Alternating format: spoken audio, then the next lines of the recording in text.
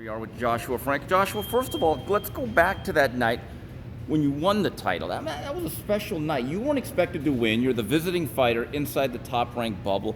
What do you recall most about that whole evening?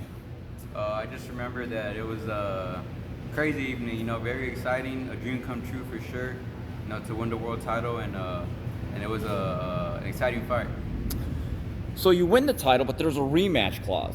Yeah. And I think you knew that, were you surprised, though, given the way you finished that fight, where you were really controlling the action, that they actually enforced it? With the first fight? Well, going into the rematch. Oh, okay, yeah. That they went right back into it. Did that surprise you at all? Oh, no, it didn't surprise me because I know that there was a rematch clause in the contract, when I signed it. So, I wasn't surprised. Mm-hmm. So a few months later, you go into the fight's going on early on, and all of a sudden, the stuff happens, the controversy.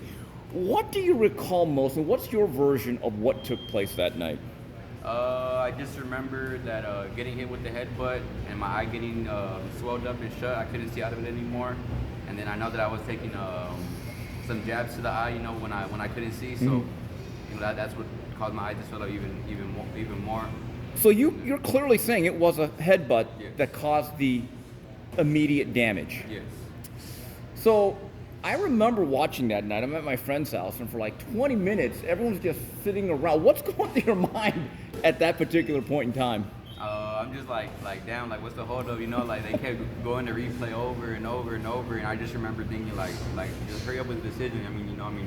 Make the call so we could get out of here and get on with this already. Was there enough in that second fight that will carry over into the third fight? Did you sense anything different in Moloney from the first time you fought him? I don't think there was enough, to carry into this fight coming up that we have, and I did feel like he had, a bit like he came out, stronger to prove something. Yeah, stronger. He came out sharp. And I did see some things, even with the 2 rounds with my footwork that I could have fixed, and that I'm going to be taking into the third fight. Given what happened, and I know it got a little bit heated after the fight, words were exchanged, and I know they were very angry about the way things, but do you think this fight is now a different type of fight in the sense that it's not just business? Has it gotten personal at all? I feel like it is personal, I feel like, that he's been, talking, saying that, that he deserves his title because he thinks that he should have won by TKO, but how are you gonna deserve a title just by 2 rounds, going by? I don't think he deserves to take the title. When I took the title from him, I dominated it. I beat the champion. So I feel like he needed to do that in the second fight. And so yeah, man, this fight's personal. I asked him to prove, not only to my fans, but to him as well, and show him that that he's not on my level. How long did it take for your injury to heal up? It took about 3 to 4 months to heal up. Really, that long? Yeah, it was an orbital fracture. So the doctor told me not to do anything with boxing. So I had to stay out of the gym, but the doctor told me I could still run and stuff, but not to get anything like hitting the bag and stuff like that. So I had to take my time out from the gym from that.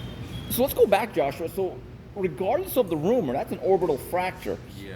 Was there a doctor in your corner saying maybe this fight shouldn't go on regardless?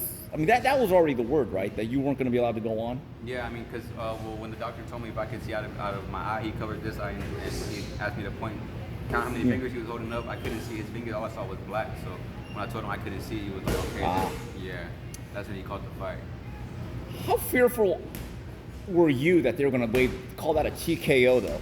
I was pretty scared, that's why I was hoping the ref made the right call. I didn't want to lose by TKO, but in boxing anything happens. So it is what it is. If it would have been like that, it would have been like that.